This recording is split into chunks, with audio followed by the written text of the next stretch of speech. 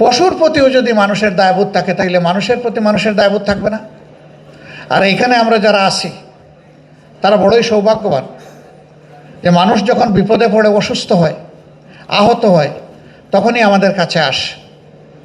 আসার পরে যে মানুষটা আমাদের কাছ থেকে শান্তি পাবে, আরাম পাবে, সিনসিয়ার ট্রিটমেন্ট পাবে, ও মুখ দিয়ে বলুক না বলুক সেই মানুষের দোয়া আপনি পাবেন। আলহামদুলিল্লাহ, আমরা সেই মানবিক জায়গাটা তৈরি করতে পারি কিনা।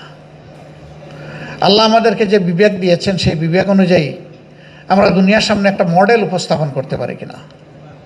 ওয়েস্টার্ন বিশ্বে আমি এই কথাটা বারবার বলেছি, তারা বলে doctors next to the god. আল্লাহ তাআলা জীবন দেন আর ডাক্তার আমার জীবনটাকে সুস্থ রাখে। তারা দুইটা জায়গায় গেলে নিজেকে নিরাপদ মনে করে, একটা হাসপাতাল আর একটা পুলিশ। আমরা আমাদের জায়গাটা সুন্দর করতে পারি কিনা, বিবেক অনুযায়ী চলতে পারি কিনা, আল্লাহকে ভয় করে চলতে পারি কিনা।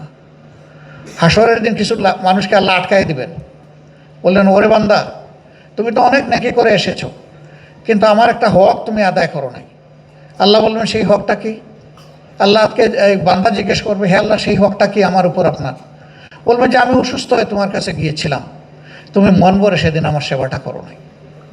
বান্দা চমকে যাবে, হে আল্লাহ আপনি কেমনে অসুস্থ হবেন আর আমি কেমনে সেবা করব?